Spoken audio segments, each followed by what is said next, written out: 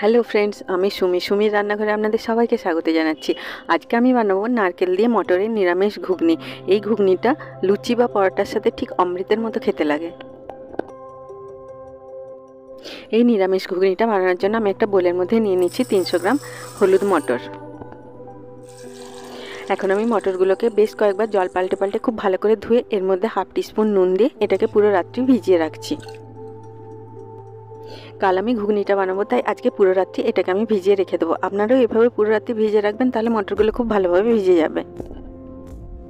দেখুন, আজকে সকালে খুব সুন্দরভাবে মটরগুলো ভিজে গেছে। এবার এগুলোকে আমি জল থেকে তুলে একটা প্রেসার কুকারের মধ্যে নিয়ে এর মধ্যে দিয়ে দিচ্ছি হাফ টিস্পুন নুন আর 1/4 টিস্পুন হলুদের গুঁড়ো।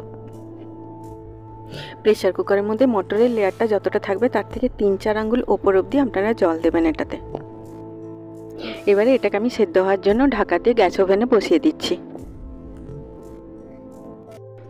এখন আমি এই ঘুগনির মশলাটা বানানোর জন্য একটা বোলের মধ্যে নিয়ে নিচ্ছি হাফ টিস্পুন ধনে গুঁড়ো, হাফ টিস্পুন জিরে গুঁড়ো, হাফ টিস্পুন হলুদের গুঁড়ো আর হাফ টিস্পুন লঙ্কার গুঁড়ো। দিয়ে দিলাম হাফ টিস্পুন চিনি। এখন আমি এর মধ্যে 1 টেবিল স্পুন সর্ষের তেল দিয়ে সব উপকরণগুলোকে সর্ষের তেলের সাথে খুব ভালো করে মিশিয়ে নেব।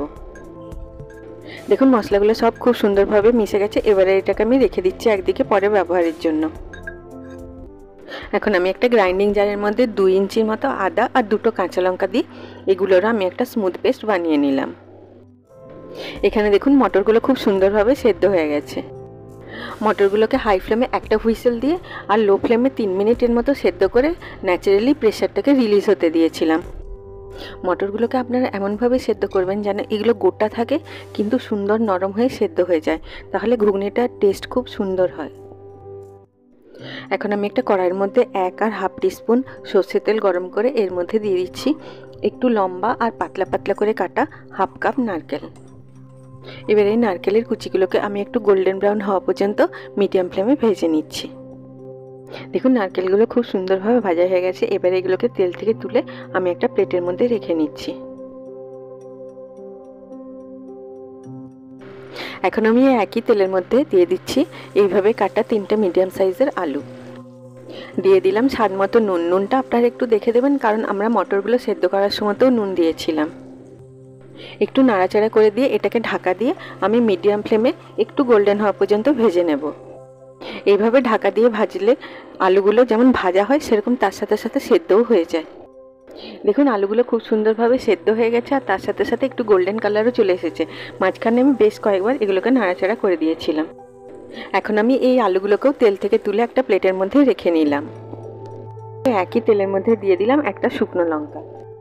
লঙ্কাটাকে মিডিয়াম ফ্লেমে কয়েক সেকেন্ড ভেজে এর মধ্যে আমি দিয়ে দিলাম 2টো ছোটো এলাচ, একটা ছোটো পিস দালচিনি, 3টে লবঙ্গ। আপনারা আমার চ্যানেলটিকে সাবস্ক্রাইব করতে ভুলবেন না আর পাশে থাকা বেল আইকনটিকে নিশ্চয়ই প্রেস করে দেবেন, তাহলে আমি যখনই নতুন কোনো ভিডিও আপলোড করব তার নোটিফিকেশন ঠিক আপনার কাছে পৌঁছে যাবে। এগুলোকে মিডিয়াম ফ্লেমে কয়েক সেকেন্ড ভেজে এর মধ্যে আমি দিয়ে দিলাম হাফ টিস্পুন গোটা জিরে। গোটা জিরেগুলো যখন একটু শব্দ করে ফাটছে তখন এর মধ্যে দিয়ে দিলাম 1 পিঞ্চ হিং। একটু নাড়াচাড়া করে এর মধ্যে দিয়ে দিলাম 2টো মিডিয়াম সাইজের টমেটো। হিংটাকে বেশি ভাজবেন না, তাহলে হিংয়ের যে একটা সুগন্ধ আছে সেটা চলে যাবে অনেকটাই। টমেটোগুলোকে মিডিয়াম ফ্লেমে নরম হওয়া পর্যন্ত ভেজে নিয়ে এর মধ্যে দিয়ে দিচ্ছি তেলের মধ্যে ভিজিয়ে রাখা গুঁড়ো মশলাগুলো। আমার এই ভিডিওটি যদি আপনাদের ভালো লাগে আপনারা নিশ্চয়ই লাইক করবেন। আপনাদের এক একটা লাইক আমার কাছে অনেক বেশি মূল্যবান। এবারে দিয়ে দিলাম বেটে রাখা আদা আর কাঁচা লঙ্কাটা। যে কোনো পুজো বা ব্রততে আপনারা এই নারকেল দেওয়া নিরামিষ ঘুগনিটা বানাতে পারেন। এটা লুচি বা পরোটার সাথে খুব সুন্দর খেতে লাগে।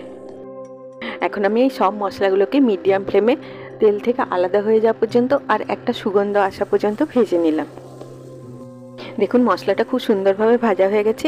এবারে এর মধ্যে দিয়ে দিচ্ছি আমি ভেজে রাখা আলুগুলো। সব উপকরণগুলোকে খুব ভালোভাবে মিশিয়ে নিয়ে এর মধ্যে আমি দিয়ে দিচ্ছি সেদ্ধ করা মটরটা। দেখুন, মটরগুলো খুব সুন্দরভাবে সেদ্ধ হয়ে গেছে কিন্তু গোটা গোটাও আছে। এইভাবে মটরটাকে সেদ্ধ করলে ঘুগনিটা খেতে খুব সুন্দর হয়।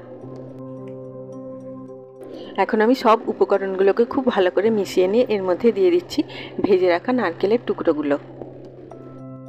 এই নারকেলের টুকরোগুলো দেওয়ার জন্য ঘুগনিটা থেকে খুব সুন্দর একটা ক্রাঞ্চি টেস্ট আসে।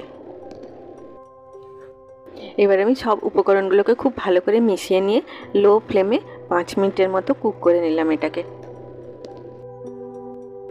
নারকেল দিয়ে নিরামিষ ঘুগনি তৈরি হয়ে গেল। এই ঘুগনিটা আপনারা গরম গরম লুচি, পরোটা, রুটি বা ভাতের সাথে পরিবেশন করুন। সবাই খুব ভালো থাকবেন। আবার আপনাদের সাথে আমার দেখা হবে আমার নেক্সট ভিডিওতে। Take care.